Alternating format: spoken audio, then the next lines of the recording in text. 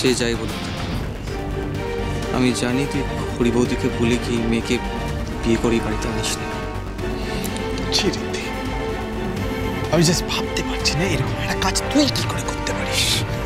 আমরা এতদিন ধরে তোকে বলেছি তুই নতুন করে সবটা আবার ভাব, অন্তত আয়ুষের জন্য একটা বিয়ে কর। বাট না, তুই কি বলেছিস যে খড়ির জায়গা তুই কাউকে কোনোদিন দিতে পারবি না। আমাদের সাথে ঝগড়া করেছিস, আর আজকে কলেজের একটা স্টুডেন্টকে বিয়ে করে বাড়ি নিয়ে চলে এলি। I just can't believe this. কিছুতেই এটা মেনে নেব না আমরা। এই বাড়িতে অনেক ছোট ছোট বাচ্চারা রয়েছে, তারা কি শিখবে এসব দেখে? আর তাছাড়া আমরা বাইরের লোককে কি বলবো, তাদের কি আনসার দেব? একটা কথা আমি ক্লিয়ারলি জানিয়ে দিচ্ছি এই বাড়ির প্রত্যেককে, যদি ওই মেয়েটা এই বাড়িতে থাকে তাহলে আমরা থাকবো না। সো ইউ ডিসাইড কি করব। বাহ, আমি ভাবতেও পারছি না আমার বাড়ির লোক, আমার আপনজন কেউ আমার এতদিনে চিনল না। বাহ, সত্যিটা জানার কেউ চেষ্টাও করলো না। ফাইন, তাহলে আমি আমার শেষ সিদ্ধান্ত জানিয়ে রাখছি, বিন্দি এই বাড়িতেই থাকবে। তাদের যার যা করার করে নাও।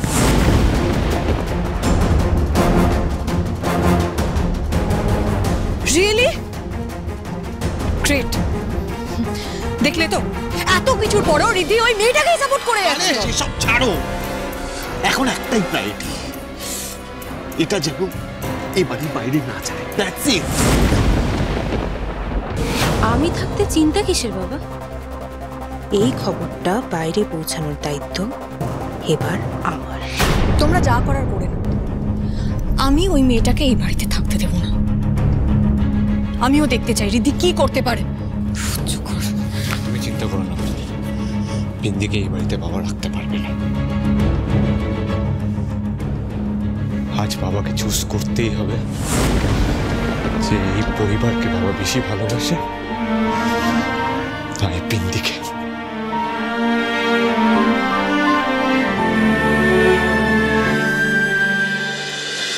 গঙ্গা, বিন্দি দিদি, আমার থেকে কিচ্ছু লুকিও না, আমার সত্যিটা বলো। এসব কি হচ্ছে, কেন হচ্ছে? স্যারের সাথে তোমার বিয়ে হয়েছে, এটা তো তুমি আমায় বলোনি। আর এটা যদি সত্যি হতো তাহলে কাল সব সমস্যা মিটে যাওয়ার আনন্দে তুমি উজ্জ্বল হয়ে থাকতেন। আমার সত্যিটা বলো, ব্যাপারটা অনেকটা জটিল গঙ্গা। আমি নিজেও বুঝতে পারিনি যে ওই সিচুয়েশনটা এরকম পরিণতি হবে। বিশ্বাস করো, এই পুরো ব্যাপারটা শুধুমাত্র একটা মিসআন্ডারস্ট্যান্ডিং গঙ্গা। আমার এটাই মনে হয়েছিল, স্যারের সাথে তোমার বিয়ের কথাটা কিছুতেই সত্যি হতে পারে না। স্যার এরকম একটা কাজ করতে পারে আমি কিছুতেই মেনে নিতে পারছিলাম না। বিন্দি দিদি, আমার বলো সবটা। আমার জন্যই স্যারকে এত হিউমিলিয়েট হতে হলো। শুধুমাত্র আমি দায়ী স্যারের এই হিউমিলিয়েশনের জন্য, কারণ উনি আমার জীবন তো বাঁচিয়েছেন। তার সঙ্গে নিজের সম্মানের কথা একবারও না ভেবে উনি এই মিথ্যেটা মেনে নিয়েছেন, যাতে আমার ক্যারিয়ার বাঁচাতে পারেন। মানে Look, I'm really not in the right frame of mind at the moment. আপনি ফাইলটা পাঠিয়ে দিন, আমি বাড়িতে আমি দেখে নেব।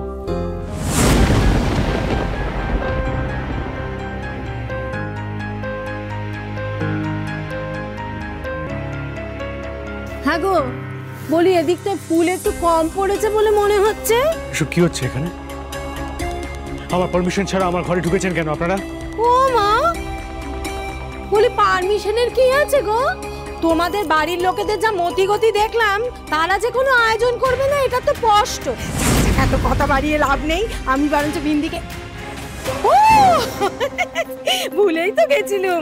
দাঁড়াও দাঁড়াও দাঁড়াও বাবা জীবন, এই দেখো এই পাঞ্জাবি খানা না দাদা তোমার জন্য তত্ত্বে পাঠিয়েছে। আজকে তুমি এটা পরবে, খুব সুন্দর দেখাবে তোমাকে। এই নাও ধরো।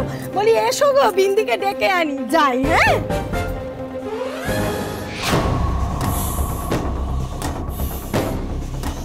ইম্পসিবল। অনেক হয়েছে, অনেক নাজিয়াল হতে হয়েছে। আর নয়, এনাফ।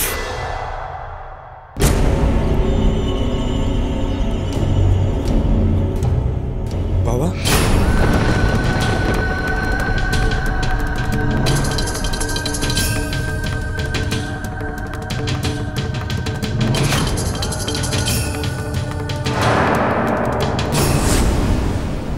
এই সবটা আমার ভুল গঙ্গা, কিন্তু বিশ্বাস করো আমি স্যারকে ট্রাবল দিতে চাইনি। আমার কাছে বাঁচার যে এছাড়া আর কোনো উপায় ছিল না। আমি শুধু সেটাই করেছি যেটা আমার মনে হয়েছে সিচুয়েশনে বেস্ট। আর বাস নিজে ফেসে গেছি। আর এখন তো এমন অবস্থা হয়েছে, আমি তো সবাইকে এটাও বলতে পারবো না যে পুরো বিষয়টা মিথ্যে।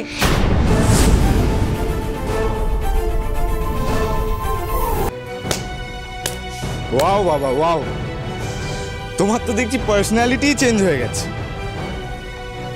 যেই মেয়েটাকে তুমি সহ্য করতে পারতে না, সেই মেয়েটার সাথে তুমি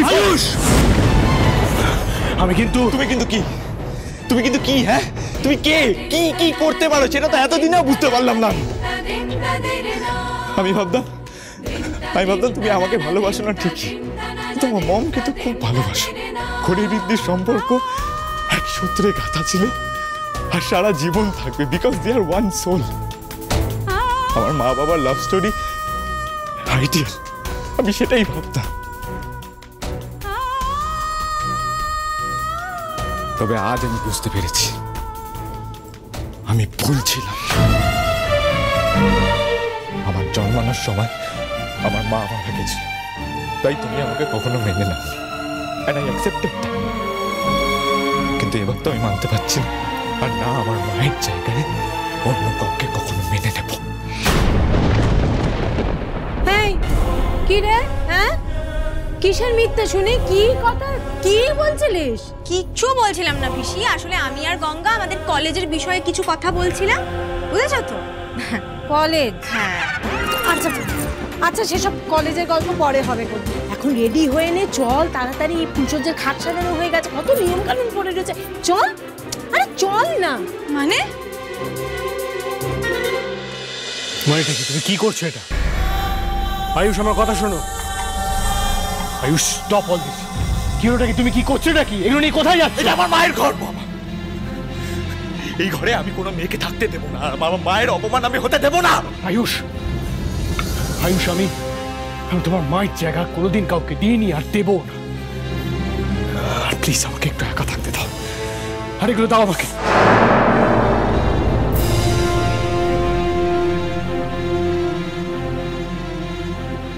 I don't trust you anymore বাবা, তাই আমি ডিসাইড করেছি যে এই বাড়িতে না আমার মা থাকবে না আমি থাকবো।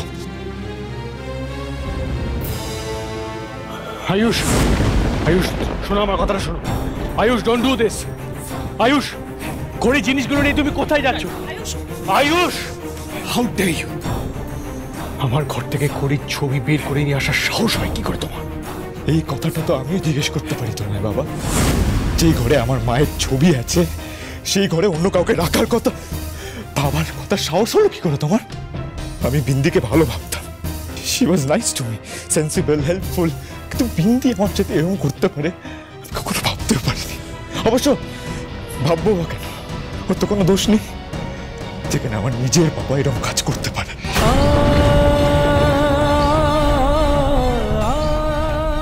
আমি কিছু করিনি আয়ুষ, আমি কোনো অন্যায় করিনি। Then prove it, প্রমাণ করো যে তুমি আমার মায়ের জায়গায় অন্য কাউকে দাওনি, প্রমাণ করো। আজ তোমাকে চুজ করতেই হবে বাবা, নয় আমি আর মা এই বাড়িতে থাকবো, নয় বিন্দি।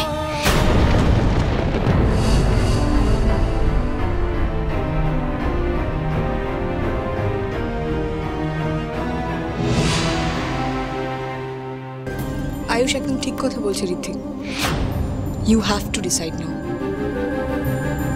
বল ঋতিক, কি করতে চাস তুই?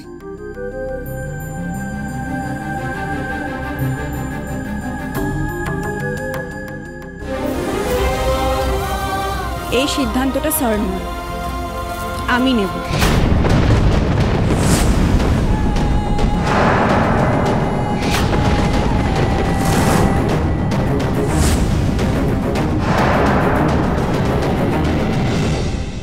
স্যার, ওই দুপুরবেলা যারা বিন্দি ম্যাডামের খোঁজ নিতে এসেছিলেন তারা না বাড়ির বাইরের উল্টো দিকে রাস্তায় বসে আমাদের বাড়ির উপরে নজর রাখছিল। আর একটু আগে বিন্দি ম্যাডামও বাইরে গেলেন, কি জানি ওরা আবার কি করে। বাবা এত রাত্রে কোথায় চলে গেল?